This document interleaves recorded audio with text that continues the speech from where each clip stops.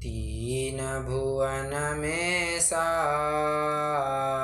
वीतराग विज्ञानता शिव स्वरूप शिवकार नमो त्रियोग समारिके। व्यवहार सम्यक्तों का लक्षण जो 7 तत्वों का श्रद्धान बताया है, उसी 7 तत्वों की चर्चा हमारी चल रही है इस 6 ढाला की तीसरी ढाल के माध्यम से, जिसमें हम अभी जीव तत्व की चर्चा कर रहे हैं। तो जीव के कितने प्रकार होते हैं, वे जीव के प्रकारों की चर्चा हम गत कक्षा से कर रहे हैं।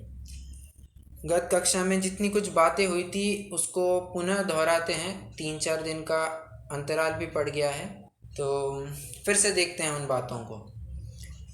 पहली बात, जो ये कहा जाता है कि जीव 3 नहीं, जीव का निरूपण 3 प्रकार से होता है, सो ऐसी बात भी सही है, परंतु हम उसे सर्वथा वैसा नहीं मान सकते। दोनों ही कथन सत्य माने जाएंगे। क्या जीव 3 प्रकार के होते हैं, ये भी कथन सत्य माना जाएगा, और जीव का निरूपण 3 प्रकार से होता है, ये भी कथन सत्य माना जाएगा। वो व्यवहार निश्चय का सिर्फ भेद पड़ता है। फिर जीव के 3 प्रकार के अंतर्गत हमने बहिरात्मा, अंतरात्मा और परमात्मा ऐसा देखा था। गुणस्थान अपेक्षा चर्चा करते हुए हमने बहिरात्मा के बारे में ये जाना, देह जीव को एक गिने बहिरात्म तत्व मुधा है। ऐसी जो मान्यता है, जीव और शरीर को एक मानना, ये पहले से तीसरे गुणस्थान में बनेगा। हालांकि इसमें एक विशेष पॉइंट बनता है कि तीसरे गुणस्थान में मिश्र अवस्था होती है। कैसे? सम्यक मिथ्यात्व, उसमें ना ही हम ढंग से सम्यक तो ही कह सकते हैं, ना ही ढंग से मिथ्यात्व भी कह सकते हैं। वो एक मिश्रित अवस्था होती है। जैसे उदाहरण ही दिया है, दही गुड़मिव, ऐसा गोमटसार जीवकांड में शब्द आए हैं। तीसरे गुणस्थान के लिए उदाहरण दिया है, दही गुड़मिव, दही और गुड़ के मिश्रण के समान। अब इस मिश्रण में ना ही दही की पूरी खटास आ रही है, ना ही गुड़ की पूरी मिठास आ रही है। दोनों का एक मिश्रित अलग ही तीसरा स्वाद बनता है। सो तीसरे गुणस्थान में ये बहिरात्मापना ऐसे ठीक से घटित नहीं होता है, फिर भी उसे सम्यक तो, पूर्ण सम्यक तो नहीं है, इस अपेक्षा से तो उसे बहिरात्मा के अंतर्गत ही ले लिया गया है। फिर अंतरात्मा में हमने 3 भेद किए थे, एक जघन्य, मध्यम और उत्तम, ऐसे 3 भेद किए थे। फिर उन 3 में हमने 2 विवक्षाएं देखी थी, एक छेड़ालाकार की और एक परमात्मा प्रकाशकार की। छेड़ाला में इनका क्या स्वरूप बताया गया है, तो कहते हैं मुनि शुद्धोपयोगी मुनि उत्तम निज ध्यानी। मतलब जो शुद्धोपयोग में रत है, ऐसे 7वें से 12वें गुणस्थानवर्ती जितने भी मुनिराज है, वे उत्तम अंतरात्मा में आएंगे। आगे कह रहे हैं, जो 5म गुणस्थानवर्ती श्रावक और 6वें गुणस्थानवर्ती मुनिराज है, उनकी जो शुभोपयोग रूप सब क्रियाएं हैं, ये मध्यम अंतरात्मा में आएंगे। और जघन कहे अविरत समदृष्टि तीनों शिव मगचारी, तो जघन्य अंतरात्मा में अविरत सम्यक दृष्टि मतलब 4थे गुणस्थानवर्ती को लिया। ये तो हमने छेड़ालाकार की अपेक्षा देखी। और परमात्मा प्रकाशकार ने जघन्य अंतरात्मा की अपेक्षा बरकरार रखी है। उसमें तो कोई दुमत नहीं है कि जघन्य अंतरात्मा में 4था गुणस्थानवर्ती जीव आता है। मध्यम अंतरात्मा में सिर्फ वहाँ फर्क पड़ेगा। वहाँ मध्यम अंतरात्मा में उन्होंने 5वें से लेकर 11वां गुणस्थान, ये पूरा पैच मध्यम अंतरात्मा में लिया है। और उत्तम अंतरात्मा में सिर्फ 12वें गुणस्थानवर्ती मुनिराज को लिया है। ये सब चार्ट मैंने शेयर किया हुआ है, आप उसको रेफर कर सकते हैं, मैं उसी के आधार से बात कर रहा हूँ। तो ये हमने अंतरात्मा के 2 अपेक्षाएं देखी थी, दोनों ही अपेक्षाएं अपनी जगह पर बराबर है। और आज हमें परमात्मा की चर्चा करनी है। तो सकल परमात्मा और निकल परमात्मा, इन दोनों की चर्चा आज हमें करनी है। आइए हम पहले पांचवा छंद पूरा पढ़ते हैं और छठवां छंद भी पूरा पढ़ते हैं। दोनों छंद एक साथ पढ़ेंगे। मध्यम अंतर आत्म है जे, देशव्रति अनगारी, जघन कहे अविरत समदृष्टि, तीनों शिव मगचारी, सकल निकल परमात्म द्वैविध, तिनमें घाति निवारी, श्री अरहंत सकल परमात्म लोकालोक निहारी, ज्ञान शरीरी त्रिविध कर्म मल, वर्जित सिद्ध महंता, ते हैं निकल अमल परमात्म, भोग्य शर्म अनंता, बहिरात्मता हेय जानित जी, अंतर आत्म हुजे, परमात्म को ध्याय निरंतर, जो नित्य आनंद पूजे। आइए अभी यहाँ सकल और निकल परमात्मा की अभी चर्चा शुरू करने जा रहा है। तो परमात्मा के तो सर्वप्रथम उन्होंने दो भेद किए, सकल निकल परमात्म द्वैविध। परमात्मा दो प्रकार के होते हैं, एक सकल परमात्मा और एक निकल परमात्मा। अभी सकल परमात्मा मतलब, अभी जो कहते हैं ना, सकल जैन समाज ऐसा कहते हैं, सकल मतलब समस्त। अब ये वाला अर्थ यहाँ पर नहीं लगाना।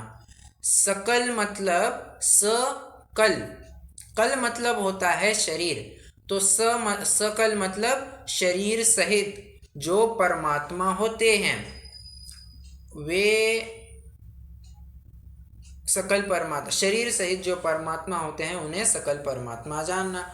और निकल परमात्मा, इसका बराबर ऑपोजिट अर्थ निकलेगा, निकल, निशेष रूप से जिनका शरीर निकल चुका है, ऐसे परमात्मा निकल परमात्मा कहते हैं। इनकी चर्चा छठे छंद में की है। अभी तो हम सकल परमात्मा मतलब जो अरहंत भगवान है, या कहिए 13वें तथा 14वें गुणस्थानवर्ती जो अरहंत भगवान है, वे सकल परमात्मा के अंतर्गत आते हैं। तो उनकी क्या विशेषता कही गई है?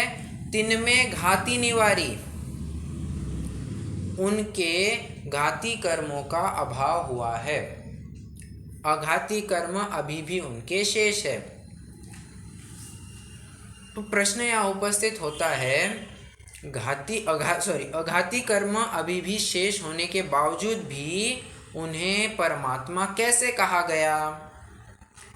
इसका समाधान ऐसा दिया गया है कि वास्तव में घाती कर्म ही कर्म है, क्योंकि घाती कर्म जब तक है तब तक ये संसार में बना रहेगा, और सिर्फ अघाती कर्म बचे हैं तो संसार तो बस चुल्लू भर रह गया है, नहीं के बराबर बचा है। और देखिए ना, हम थोड़ा कर्णानियों की तरफ से भी देखिए, थोड़ा अनुजीवी प्रतिजीवी गुण की अपेक्षा से भी देखिए, तो ये घाती कर्म जो है ये अनुजीवी गुणों का घात करते हैं, और अनुजीवी गुण ये स्वभाव हुआ करते हैं।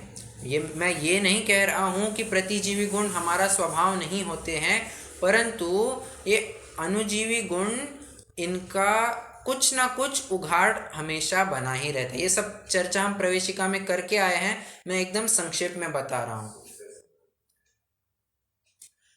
ये अनुजीवी गुणों का घात जो है ये डायरेक्टली हमारे सुख से संबंधित है, जबकि ये अघाती कर्म हमारे सुख से कोई संबंध नहीं रखते हैं। अघाती कर्म ये हमें संयोग देते हैं, और अघाती कर्म ये हमें संयोगी भाव देते हैं। ये मोटा मोटा कथन किया है, इसमें भी थोड़ी सूक्ष्मता है, उस सूक्ष्मता में मैं अभी नहीं जाना चाहता। अघाती कर्म ये हमें संयोग देते हैं और घाती कर्म हमें संयोगी भाव देते हैं। ठीक है, ये इतना नोट करना। अब क्या है संयोग, क्या है संयोगी भाव, थोड़ा इसको समझते हैं, अपने प्रकरण में फिर से जुड़ जाएंगे। संयोग मतलब ये जो हम नोकर्म देख रहे हैं, अब नोकर्म में थोड़ा भारी शब्द हो गया होगा। संयोग अगर आप समझ गए होंगे तो कोई दिक्कत नहीं है। जो जो चीज़ें हमें प्राप्त हुई है, समयुज मतलब भली भांति जो हमसे जुड़ी हुई है, ये घर, ये जितने भी हमारी ये संपत्ति है, ये सभी हमसे जुड़ी हुई है बराबर, तो इसे संयोग कहा गया है। भौतिक सामग्री, उसे संयोग लिया गया है। संयोगी भाव मतलब ये जो तुम्हें धन दौलत संपत्ति मिली है, तत्संबंधी जीव के परिणाम, ये संयोगी भाव में जाएगा। मैं फिर से एक बार दोनों को रिपीट करता हूं फिर से। संयोग मतलब ये हमारी जितने भी अनुकूलताएं प्रतिकूलताएं जो कुछ भी मिली हुई है, ये सभी संयोग के अंतर्गत आ जाएंगे। हाँ, शरीर, हाँ शरीर भी आ जाएगा इसमें। वैसे मूल में ये शरीर ही एकमात्र संयोग है, और इस शरीर को लेकर ये सभी संयोग बने हुए हैं। उपचार से इनको भी संयोग कह दिया जाता है या नो कर्म कह दिया जाता है, वो अलग बात है। तो संयोग हमने बात कर ली। और संयोगी भाव मतलब ये शरीर से आश्रित जितनी कुछ भी बातें हैं, उन संबंधी जीव के भाव या जीव के परिणाम, वो संयोगी भाव में चले जाएंगे।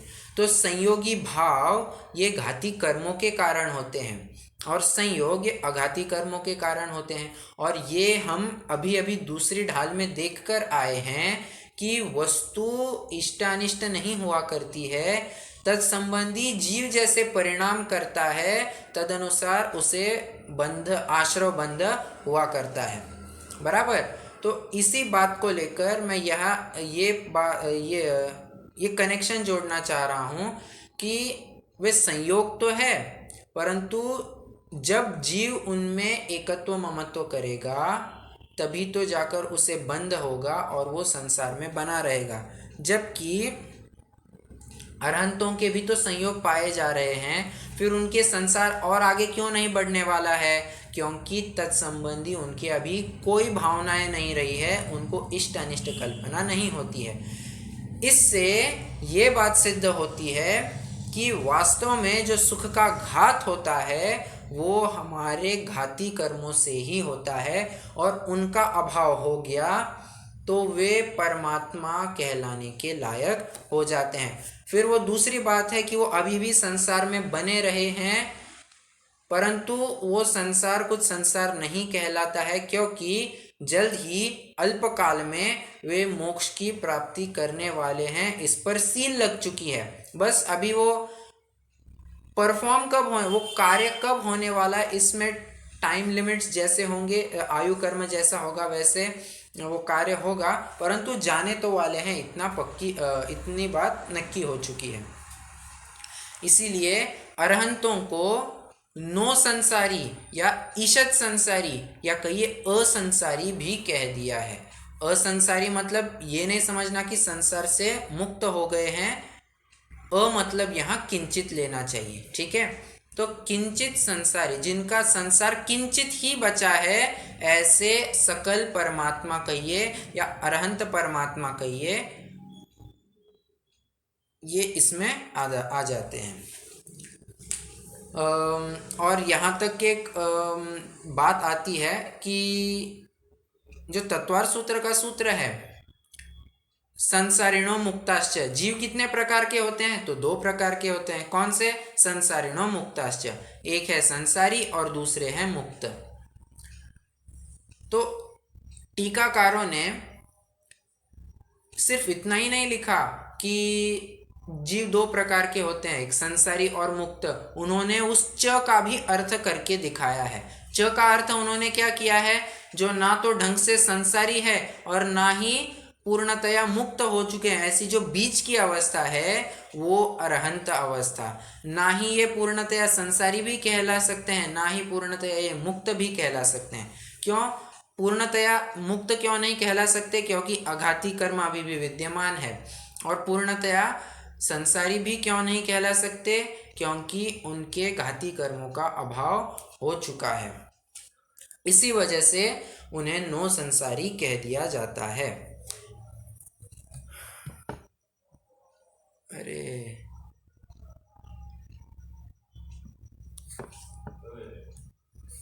कोई तो भी आया था। हाँ, चलिए, इतनी बात समझ में आई होगी। तो अभी हम भावार्थ में बस वही बात है जो अभी हमने चर्चा की थी।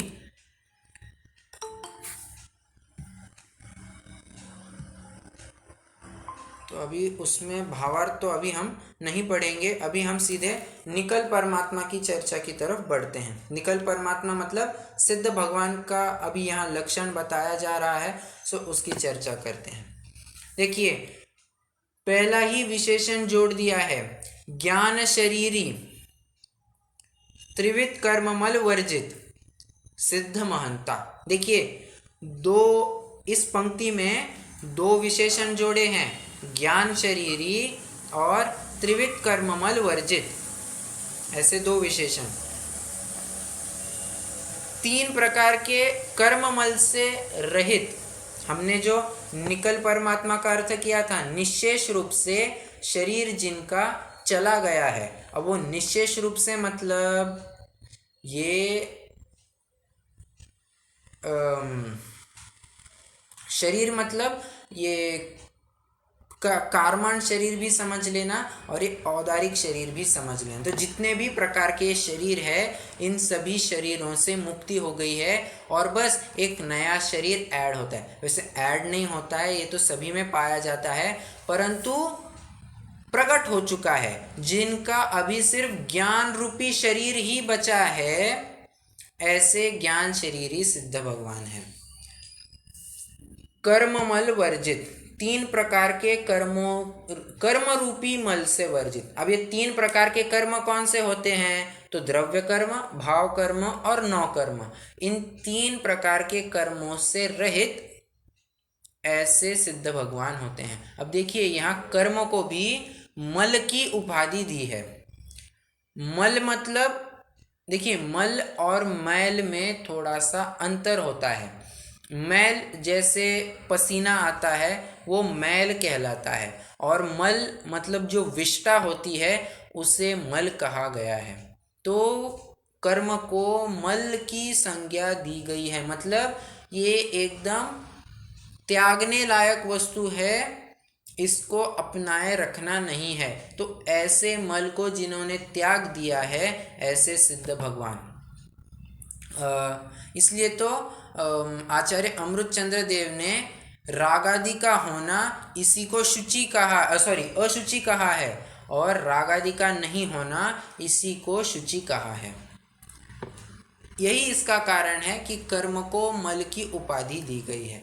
तो कई बार ऐसे लोगों को लगता है कि इतनी खराब बात कैसे कह दी, कि कर्मों को मल कैसे कह दिया। अरे इसमें कोई गलत बात नहीं है। आचार्य अमृत चंद्र देव ही स्वयं इसे कहते, शुचि अशुचि ऐसे कह के उन्होंने कर्म को मल की संज्ञा दी है। रागादि कहिए, कर्म कहिए, ये एक ही बात अभी मानी जाएगी। ते हैं निकल अमल परमात्म भोगे शर्म अनंता। ऐसे सिद्ध भगवान निकल मतलब शरीर जिनका निकल गया है, अमल परमात्म मतलब जिनमें मल की अभी कोई गुंजाइश नहीं है। देखिए, निर्मल और अमल ये 2 शब्द होते हैं।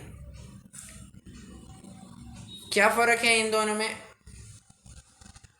अर्थ तो इन दोनों का वैसे स्वच्छ ही है, परंतु अगर थोड़ी प्रक्रिया की तरफ से अर्थ घटित करेंगे तो अर्थ अलग निकलता है। निर्मल मतलब जो पहले कभी अशुद्ध था, बाद में जाके शुद्ध हुआ है, वो निर्मल कहलाता है। और अमल मतलब जो कभी अशुद्ध हुआ ही नहीं है, उसको अमल कहा जाता है। सो ऐसी अमल की संज्ञा सिद्ध भगवान को दी है। तो प्रश्न यहाँ उपस्थित होता है, क्या सिर्फ सिद्ध भगवान ही अमल है? कहते सिर्फ सिद्ध भगवान ही अमल नहीं है, जितने भी जीव है तीन लोक में, जे त्रिभुवन में जीव अनंत, वे सभी अमल है। स्वभाव रूप से तो सभी अमल है, पर्याय रूप से कैसी बात है उसको अभी मत विचारो। स्वभाव रूप से तो सभी ही अमल बने हुए हैं, क्योंकि स्वभाव को आज तक कभी भी कर्म रूपी मल चढ़ा ही नहीं है। वो तो स्वभाव है जैसा है, बराबर। पर्याय उसमें जैसा परिपाक होता है, जैसी प्रक्रिया होती है, वैसे फिर वो अशुद्धता से, वो पर्याय अशुद्धता से शुद्धता की तरफ आती है। तो ऐसी ही बात सिद्ध भगवान में कही जा रही है कि उनका स्वभाव तो अमल है ही, परंतु अभी कर्म रूपी मल को त्याग कर वे निर्मल भी हो गए हैं। ठीक है, सिद्ध महंता। और ऐसे सिद्ध भगवान भोगे शर्म अनंता, शर्म मतलब सुख, अनंत सुख को भोगते हैं। अब मेरा प्रश्न एक है, सिद्ध भगवान के अनंत सुख कैसे कहा गया है? चलिए वो प्रश्न भी हम बाद में देखते हैं। कोई मुझे गुणस्थान अपेक्षा सुख दुख का घटता बढ़ता क्रम घटित करके दिखाएगा। स्टार्टिंग की मैं हिंट देता हूं, जैसे पहले से तीसरा गुणस्थान ये घटता हुआ दुख, अभी आगे का कंटिन्यू करना है। हाँ सर, पहले से तीसरे गुणस्थानक में जो है वो उसका दुख घटता जाएगा ना। हाँ हाँ, फिर चौथे गुणस्थानक में उससे थोड़ा ज्यादा सुख होगा। हाँ दसम होने चला जाता है तो उसका सुख ज्यादा होगा, फिर चौथे से पांचवे में ज्यादा होगा, इस तरह से ऊपर चढ़ते चढ़ते चढ़ते बढ़ते क्रम में जाता है सर। बराबर।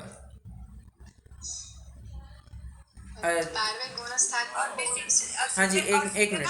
मतलब हाँ, वो तो परिपूर्ण सुख होगा वहाँ पर। तो 13 में अरहत दशा में भी अभी अघाती है सर, तो ऐसे बोल सकते हैं। बाकी तो उनको भी पूर्ण सुखी है, पर शरीर है इसके लिए बोल सकते हैं कि थोड़ी भी बाधा ऐसा अपेक्षा से बोल सकते हैं। और ठीक है सिद्ध को तो पूर्ण सुखी है। चलिए ठीक है, मैं आपका आशय तो समझ गया, परंतु बात बस इतनी है कि आपने शब्द थोड़े से गलत चुने हैं। हाँ जी, कोई आप अभी दूसरा कोई ट्राई कर रहा था। 12वें गुणस्थान में पूर्ण सुखी होते हैं, बराबर। फिर 13वें 14वें में अनंत सुखी होते हैं, राइट। और ये सिद्ध भगवान याद नहीं रहा अभी, सिद्ध भगवान का भी है, अव्याबाधत्व होता है। हाँ, अव्याबाध होता है। ठीक है, तो मैं ये क्रम चाह रहा था। बहुत बढ़िया। पहले से तीसरा गुणस्थान ये घटता हुआ दुख, चौथे से 10वां गुणस्थान बढ़ता हुआ सुख, आत्मिक सुख। हाँ, 11वां 12वां गुणस्थान ये पूर्ण सुख, 13वां 14वां गुणस्थान ये अनंत सुख, और गुणस्थानातीत सिद्ध भगवान अव्याबाधत्व में आते हैं। ठीक है, तो अभी वास्तव में सिद्ध भगवान के अव्याबाधत्व कहा जाता है, परंतु अभी यहाँ पर अनंत सुख कह रहे हैं तो भी उसमें कोई बाधा नहीं आएगी। यहाँ पर तो अर्थ वैसे ही ले लिया जाएगा। अपेक्षा बस यहाँ इतनी समझनी चाहिए। यहाँ यद्यपि यहाँ पर अनंत सुख कहा गया है, फिर भी ये अर्थ यहाँ पर ग्राह्य हो जाएगा। आगे, बहिरातमता हेय जानित जी अंतर आत्म हुजे, परमात्म को ध्याय निरंतर जो नित आनंद पूजे। अब यहाँ पर हेय उपादेय इनकी चर्चा चल रही है। क्या हेय है, क्या उपादेय है, इनकी बात कही जा रही है। तो पहले में क्या कह रहे हैं, बहिरातमता हेय जानित जी, बहिरातम को तो हेय जानकर त्याग दो, ऐसा यहाँ पर बताया जा रहा है। फिर आगे, अंतर आत्म हुजे, जब तुम बहिरात्मा पना त्याग दोगे तब तुम अवश्य ही अंतरात्मा हुजे, हुजे मतलब होंगे, अंतरात्मा होना। और फिर जब अंतरात्मा अवस्था से भी आगे बढ़कर जब शुद्धता और बढ़ती जाती है तो परमात्मा अवस्था में पहुंच जाते हैं। तो इसमें हेय गेय उपादेय कैसे सिद्ध करना? बहिरात्मापना तो पूर्ण हेय, अंतरात्मापना ये एक देश उपादेय और परमात्मापना ये पूर्ण उपादेय। मैं फिर से एक बार रिपीट करता हूँ, बहिरात्मापना या बहिरात्मा कहिए हेय, पूर्ण हेय, अंतरात्मा एक देश उपादेय, एक देश उपादेय कहिए, एक देश हेय कहिए, दोनों ही बातें सही है, और परमात्मा ये पूर्ण उपादेय। अभी बात थोड़ी अंतरात्मा में खटक रही होगी, उसको एक देश हेय कैसे कहा और एक देश उपादेय कैसे कहा, तो बस रिलेटिवली लगाना है। तुम बहिरात्मा अवस्था में हो तो उस अपेक्षा से तुम पहले अंतरात्मा में चढ़ो, क्योंकि अंतरात्मा हुए बिना कोई सीधे परमात्मा नहीं बन सकता है। वो एक पर्टिकुलर चैनल है, एक पर्टिकुलर रूट है, वैसा ही फॉलो करना पड़ता है। परंतु अंतरात्मा ये बस मार्ग में आया हुआ एक पड़ाव है, उस पड़ाव में ही रम नहीं जाना चाहिए। पड़ाव के आगे जो हमारा अंतिम गंतव्य है परमात्मा, उसकी प्राप्ति करनी है, उसकी प्राप्ति के लिए ये पड़ाव आया है, इसलिए वही मत बने रह जाना। एतदर्थ उसे एक देश हेय भी बताया गया है। ये कैसे हुआ, समझ में आया? तो बहिरात्मा ही मत बने रहो, अंतरात्मा अवस्था में जाओ, इस अपेक्षा से एक देश उपादेय बताया। और अंतरात्मा अवस्था में भी कब तक बने रहोगे? तुम आत्मोन्मुखी पुरुषार्थ करो, तुम और शुद्धता करो, तभी तो जाकर तुम परमात्मा बन सकोगे। इस अपेक्षा से अंतरात्मा अवस्था को एक देश हेय भी बताया गया है, और परमात्मा अवस्था तो पूर्ण उपादेय है। अब परमात्मा अवस्था भी दोनों प्रकार से समझना चाहिए, स्वभाव अपेक्षा से भी और पर्याय अपेक्षा से भी। स्वभाव अपेक्षा से परमात्मा की प्राप्ति ये तो पूर्ण उपादेय है, ये आश्रय करने योग्य उपादेय है। और पर्याय अपेक्षा जो परमात्मा है, 13वां 14वां गुणस्थान तथा सिद्ध भगवान, ये प्रकट करने योग्य उपादेय है। इसमें मैंने और बाइफर्केशन कर दिया। फिर से एक बार रिपीट करता हूँ, परमात्मा के हमने पुनः दो भेद किए, एक स्वभाव रूप परमात्मा और एक पर्याय रूप परमात्मा। तो जो स्वभाव रूप परमात्मा है हमारा त्रिकाली ध्रुव शुद्ध आत्मा, वो आश्रय करने योग्य उपादेय, और जो पर्याय रूप परमात्मा है ऐसे अरहंत भगवान और सिद्ध भगवान, ये प्रकट करने योग्य उपादेय है, क्योंकि उनका आश्रय तो लिया नहीं जा सकता, उनका बस हमारे सामने साध्य अवस्था बनाकर, ध्येय बनाकर उस संबंधी या उसकी तरफ हम अपना पुरुषार्थ अग्रसर कर सकते हैं। और वो किसके माध्यम से होगा? तुम्हारे स्वयं के परमात्मा के आश्रय से होगा, ऐसा यहाँ समझना चाहिए। स्वयं के स्वभाव को कभी प्रकट नहीं किया जा सकता, क्योंकि वो तुम्हारे पास ही है, उसको क्या प्रकट करना। और जो तुम्हारे सामने है नहीं, उसका कभी आश्रय लिया नहीं जा सकता, इसीलिए उसको सिर्फ प्रकट करने योग्य रूप उपादेय बताया गया है। जो नित आनंद पूजे, अब ये बहुत बढ़िया पद डाला है, जो नित आनंद पूजे, निरंतर अपने आनंद का पूजन करते हैं, अपने आनंद रूपी संपत्ति की ही आराधना करते हैं, उसी का भोग उपभोग जो कुछ कहना है वो सब अपने आनंद का ही करते हैं। नित आनंद, नित आनंद और निज आनंद, हमेशा ही अपने आनंद का वे आस्वाद लेते हैं। किसी पर वस्तु के आश्रित कुछ आनंद होगा, ये वो बात तो कट ही जाती है, क्योंकि मोक्ष अवस्था में या परमात्मा अवस्था में ये संयोगों की कोई बात ही नहीं होती, और होगी भी तो भी उसमें उनका एकत्व ममत्व कुछ रहा नहीं है, इसलिए वे तो अपने आनंद की ही आराधना करते हैं। ठीक है, इतना प्रकरण सबको समझ में आया? जी हाँ। सभी जन रिप्लाई दे तो फिर चलिए। तो ये परमात्मा की भी बात हो गई। Okay okay. और इस तरह से हमारे जीव तत्व के मतलब कहिए या जीव के जो 3 प्रकार बताए गए हैं उनकी चर्चा भी पूरी हुई है। अभी अजीव तत्व की तरफ बढ़ रहे हैं। तो अजीव इस शब्द की पहले थोड़ी मीमांसा करते हैं। अजीव मतलब क्या? जो जीव नहीं सो अजीव। जो जीव नहीं सो पुद्गल, ये ऐसा नहीं कह सकते, क्योंकि जीव का ऑपोजिट तो अजीव हुआ करता है। जैसे धर्म का ऑपोजिट अधर्म हुआ करता है, काल का ऑपोजिट अकाल हुआ करता है, वैसे ही जीव का ऑपोजिट अजीव हुआ करता है। सफ़ेद का ऑपोजिट क्या होता है? काला, ऐसा नहीं करना। सफ़ेद का ऑपोजिट तो असफ़ेद होता है। क्यों? सफ़ेद, जो सफ़ेद नहीं है सो असफ़ेद कहा जाएगा, बराबर है। इसी तरह जो जीव नहीं सो अजीव ऐसा कहा जाएगा। प्रश्न फिर दूसरा उपस्थित ये होता है कि पुद्गल अपुद्गल, आकाश अनाकाश ऐसे भेद करके क्यों नहीं दिखाए?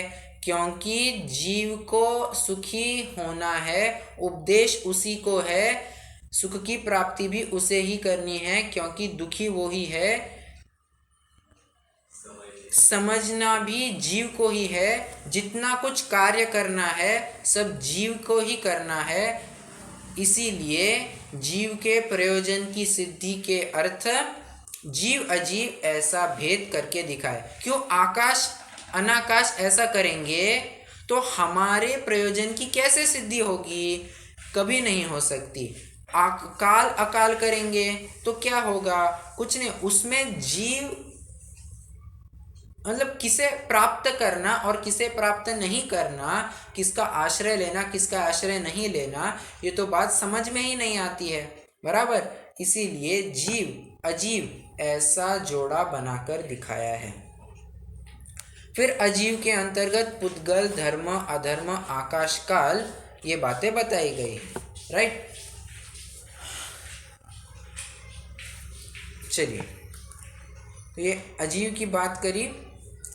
और आइए अभी हम छंद पढ़ते हैं। अभी जो हमारे 2 छंद चलेंगे इसमें मैं प्रश्न ज़्यादा पूछूंगा और बताऊंगा कम, क्योंकि जितना कुछ प्रकरण चलना है हमारा पूरा का पूरा प्रकरण प्रवेशिका में हो चुका है, बस उसका एक रिवीजन ही है। पहला जो अध्याय देखा था हमने द्रव्य गुण पर्याय का, अब बस वही यहाँ रिपीट होने वाला है। मैं तो अभी खूब सारे प्रश्न ही पूछूंगा आपको। पहले छंद पढ़ते हैं 7वां और 8वां, फिर आगे बढ़ते हैं। चेतनता बिन सो अजीव है, पंच भेदता के हैं, उद्गल पंचवरन रस गंध दो, फरस वसुजा के हैं।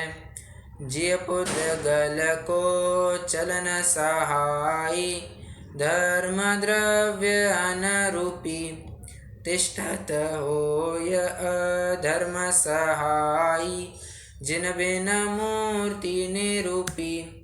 सकल कर्म सकल द्रव्य को वास जास में, सो आकाश पिछानो, नियत वर्तना निश दिन सो व्यवहार काल परिमानो। बस इतना ही पढ़ेंगे, आगे फिर वो आश्रय की बात चलने वाली है। अभी तक इधर इतना ही पढ़ेंगे।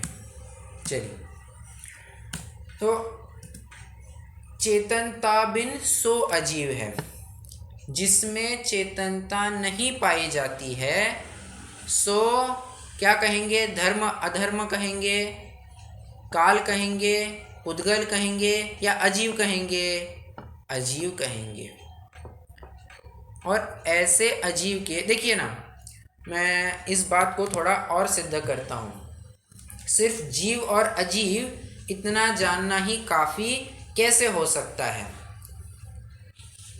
ये मेरा घर है और इतने इसके आसपास जितने भी बचे हुए घर है, मकान है, वे अघर है, मेरे लिए अघर है। बस इतना जान लिया तो क्या ये विशेष जानने की ज़रूरत है? हमारे पड़ोस में कोई मुस्लिम रहता है, क्रिश्चियन रहता है या कौन रहता है? नहीं, हमने बस हमारे घर की निश्चितीकरण कर लिया, हमारा घर जान लिया और साथ साथ बचे हुए घर मेरे नहीं हैं ये भी जान लिया, तो हमारे प्रयोजन की सिद्धि हो जाती है।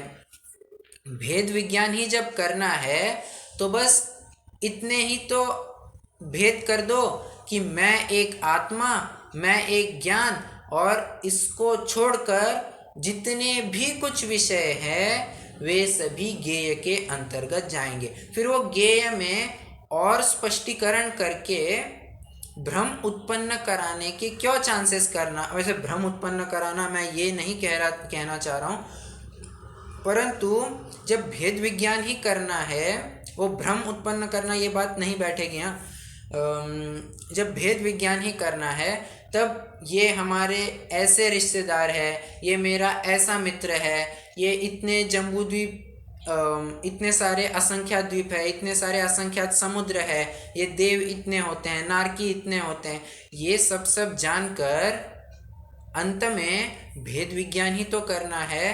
तो इसीलिए बस मैं एक शुद्धात्मा और इसको छोड़कर बाकी सब पर इतना सब कर लिया, तो उस पर में पूरी जितनी भी बातें आ जाती है वे सभी आ जाएंगी।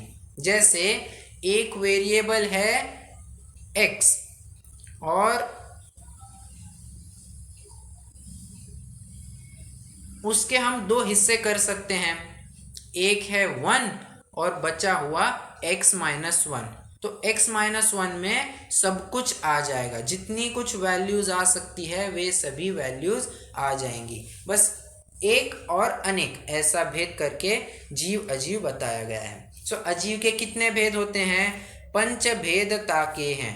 पुद्गल, धर्म, अधर्म, आकाश और काल, ये 5 जो द्रव्य है ये अजीव तत्व के अंतर्गत आते हैं। चलिए अभी मैं प्रश्न आपको बहुत सारे पूछूंगा, बताइए।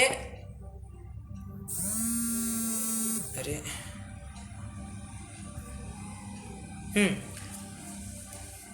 पुद्गल के 2 पर्याय कौन सी होती है? अणु और स्कंद। बहुत बढ़िया, परमाणु और स्कंद, ये पुद्गल के 2 भेद कह दीजिए, कोई बात नहीं। परमाणु में स्पर्श रस गंध वर्ण की कितनी पर्याय पाई जाती है और स्कंद में कितनी पाई जाती है?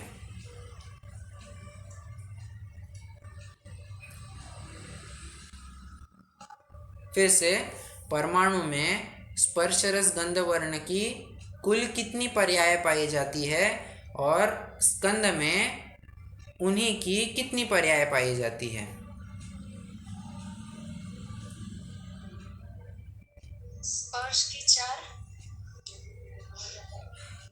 रस की 1, गंध की 1, 2 से ज्यादा। हाँ, ये किसकी बात कर रहे हैं आप? और वर्ण परमाणु। अच्छा, परमाणु की बात कर, ठीक है, कहिए। तो स्कंद में आएंगे ना, स्कंद के अंदर आएंगे ये सब चीज। देखिए, परमाणु में ऐसे रस की 1, गंध की 1 और वर्ण की 1 और 1, स्पर्श के 2 है बराबर, के 2।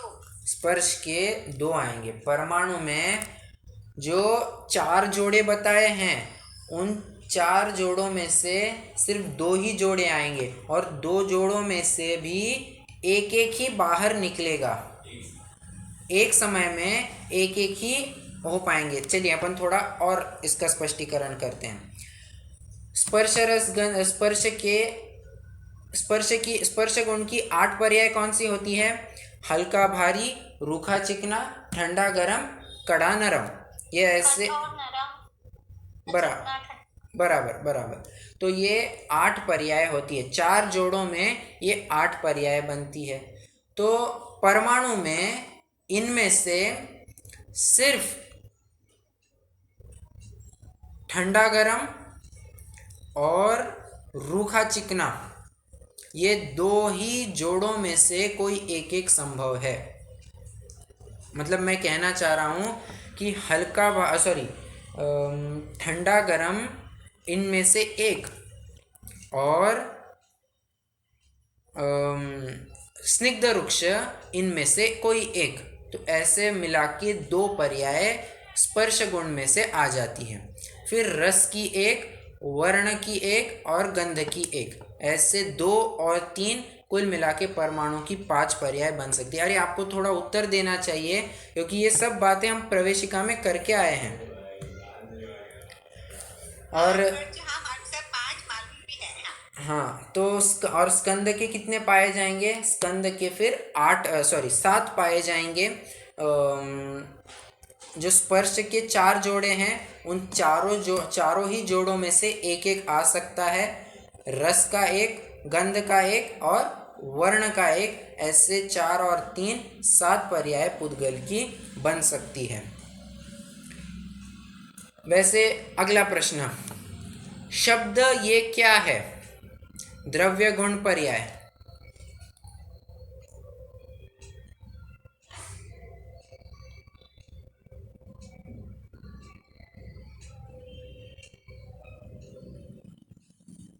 कोई बताएगा? भैया सुनाई नहीं दे रहा, सही से आवाज नहीं आई। हाँ, फिर आ रही है अभी?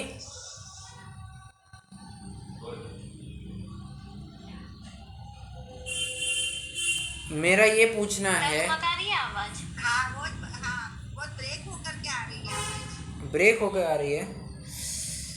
एक मिनट ना, मैं लॉग आउट होके फिर से लॉग इन होता हूँ।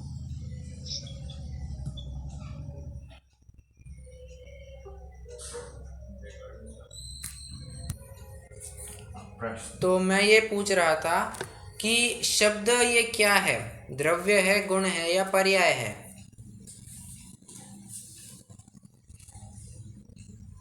शब्द पर्याय होगी ना भैया? बहुत बढ़िया, शब्द ये पुद्गल द्रव्य की पर्याय है। ठीक है, तो उसे गुण में ग्रहण नहीं करना। अभी ये पुद्गल की वैसे तो चर्चा हो गई है कि पुद्गल पंच वर्ण रस गंध 2 फरस वसु जाके है। मतलब 5 वर्ण, रस, गंध ये 2, फरस मतलब स्पर्श, वसु माने 8, वसु माने 8 होता है। तो 5 वर्ण, 2 गंध, 2 रस और 8 स्पर्श, ऐसे कितने हुए? 17। 5 वर्ण, रस और 5 रस, सॉरी रस भी 5 होते हैं, मैं गलत बोल गया है। 20 होंगे। बराबर 20 होंगे, मैं थोड़ा गलत बोल दिया। 5 वर्ण, 5 रस, 2 गंध और 8 स्पर्श, ऐसे 20 पर्याय होती हैं। अभी धर्म द्रव्य की बात कर रहे हैं। जीय पुद्गल को चलन सहायी धर्म द्रव्य अनुरूपी। अब मैं आपसे धर्म द्रव्य की परिभाषा सुनना चाहूँगा। जो गमन करते हुए जीव और पुद्गल को चलाने में सहायक हो। चलाने में नहीं, चलने में, चलने में। हाँ, गमन करने में। बराबर, तो गमन करने में जो सहायक हो, निमित्त हो, उसे धर्म द्रव्य कहते हैं। तो धर्म द्रव्य में हमने वो मेन पॉइंट्स देखे हैं। स्वयं चलते हुए जीव और पुद्गलों को, जो चलने में निमित्त हो, उसे धर्म द्रव्य कहते हैं। ठीक है, मतलब पहले तो उपादान की तरफ से बात कराई और फिर उसमें जो निमित्त का कथन था, जो धर्म द्रव्य निमित्त बन रहा था, उसकी भी बात जोड़कर उन्होंने गति हेतुत्व को सिद्ध कर दिया। वैसे ही अधर्म द्रव्य की भी परिभाषा बताइए।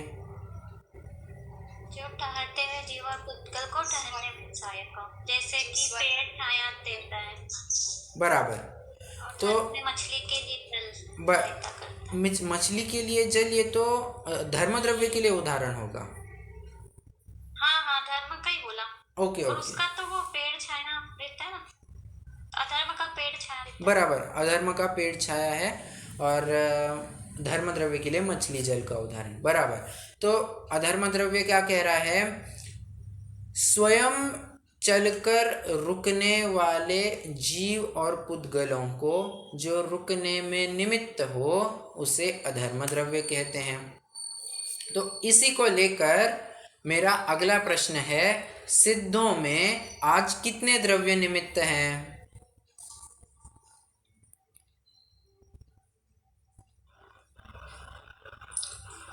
एक तो जीव निमित्त के अंदर धर्म आएगा, नहीं अधर्म आएगा सर, क्योंकि वो ठहरे हुए हैं तो उनको अधर्म निमित्त बनता है। फिर काल द्रव्य आएगा, आकाश द्रव्य आएगा जो उनको जगह दे रहा है।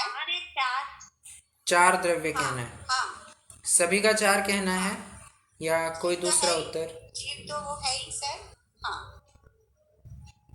जीव, धर्म, आकाश और काल भी आएगा ना?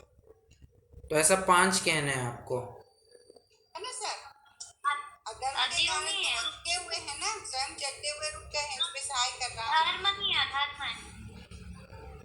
अच्छा, अधर्म। धर्म ओके नहीं आएगा ना। ओके, धर्म तो बराबर, धर्म तो नहीं आएगा, ठीक है। धर्म और अजीव दोनों नहीं है। धर्म और अधर्म दोनों नहीं है, ऐसा आपका कहना है? अजीव और धर्म नहीं है। ओके हाँ। ओके, अजीव और धर्म नहीं है, बाकी 4 द्रव्य है। तो इसमें बात ऐसी है कि सिद्ध भगवान में सिर्फ 2 द्रव्य निमित्त होते हैं। जीव द्रव्य को निमित्त कतई नहीं कहा जा सकता, क्योंकि वो तो उपादान है, उसको निमित्त कैसे कहेंगे? ये पहली बात। दूसरी बात, अधर्म द्रव्य तभी लागू होता है जब चलकर रुका हो, रुककर रुकने को अधर्म द्रव्य निमित्त नहीं होता है। सिद्ध भगवान जब चले ही नहीं है तो रुकने का कोई सवाल ही नहीं आता है। तो जब रुकने की बात नहीं है तो अधर्म द्रव्य भी नहीं आता। इसलिए जीव, पुद्गल की तो बात है ही नहीं, क्योंकि पुद्गल जो निमित्त बनता है वो सिर्फ संसारियों में ही बनता है। धर्म भी नहीं बनेगा क्योंकि चले नहीं हैं, और अधर्म द्रव्य भी नहीं बनेगा क्योंकि चलकर रुक नहीं रहे हैं। रुकने वाले होते तभी तो अधर्म द्रव्य लागू होता, इसीलिए अधर्म द्रव्य भी लागू नहीं होता है। काल और आकाश द्रव्य, ये 2 ही द्रव्य उनको निमित्त बनते हैं। आकाश द्रव्य उनको अवगाहना देता है, काल द्रव्य उनके परिणामन में निमित्त बनता है। ऐसे 2 द्रव्य सिद्धों में निमित्त होते हैं। जीव द्रव्य क्यों नहीं आता है? वही कह रहा हूँ, तो जीव अपने ही है ना, वो तो जीव स्वयं उपादान रूप है, वो निमित्त कैसे होगा? अच्छा, स्वयं है। हाँ, वो जीव स्वयं है, वो स्वयं जीव है, उपादान रूप है, वो उसको निमित्त में नहीं लिया जा सकता, ठीक है। और इसमें ये जो हमने कहा कि सिद्धों में 2 ही द्रव्य निमित्त होते हैं, इसके लिए सिर्फ एक एक्सेप्शन लगता है। कब? जब कोई 14वें गुणस्थान से निकलकर जब सिद्ध होने वाला होता है, तो सिद्ध अवस्था की पहली पर्याय, ध्यान से सुनना, सिद्ध अवस्था की पहली पर्याय में 3 द्रव्य निमित्त होंगे। उसको छोड़कर दूसरी पर्याय या दूसरे समय से लेकर अनंत काल तक 2 ही द्रव्य निमित्त होंगे।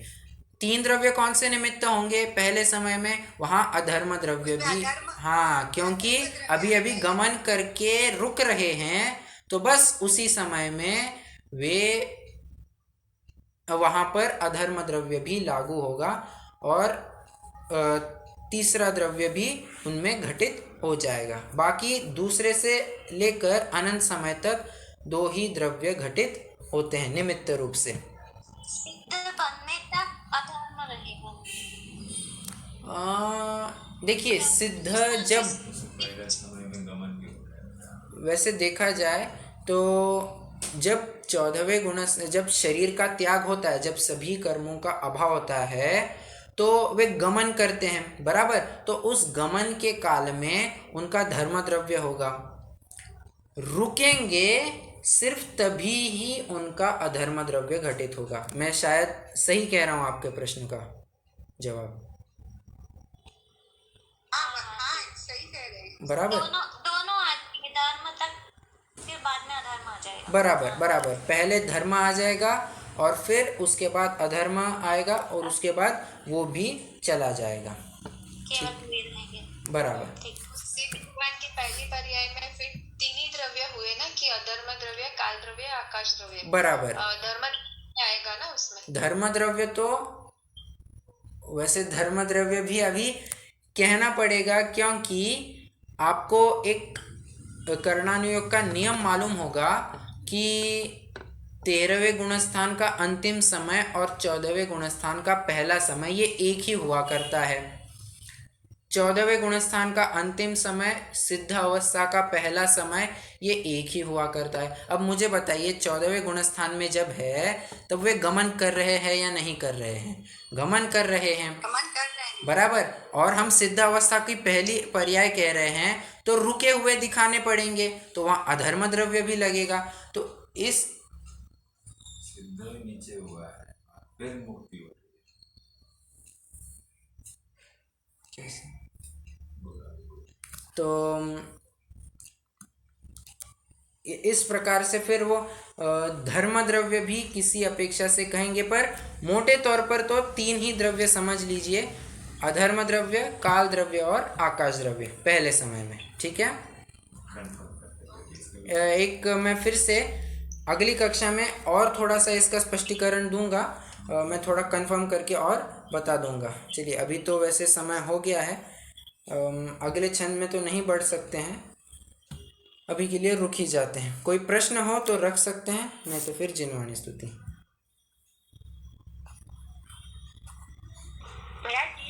अपने धर्म और अधर्म की बात कर रहे हैं, तो अधर्म के अंदर चलते हुए जीव स्वयं रुकते हैं। हाँ। तो उसमें धर्म अधर्म दोनों ही आ जाएंगे ना, क्योंकि चलने में गमन करने के सहाय के अंदर मतलब में उसकी पहली पर्याय है, उसके बाद में वो स्थित होता है। पर जो धर्म और अधर्म किसी को भी दोनों ही साथ में सहायक होंगे। पहले धर्म होगा क्योंकि उसको चलन करना है, और फिर रुकना है तो अधर्म आएगा। बराबर। तो दोनों आएगा। हाँ बस एक है। तो दोनों। हाँ, अच्छा आपको ये कहना है कि दोनों ही आते हैं। ठीक है, बराबर है, कोई बात नहीं, वो भी बात सही बनती है। चलिए रुकते हैं।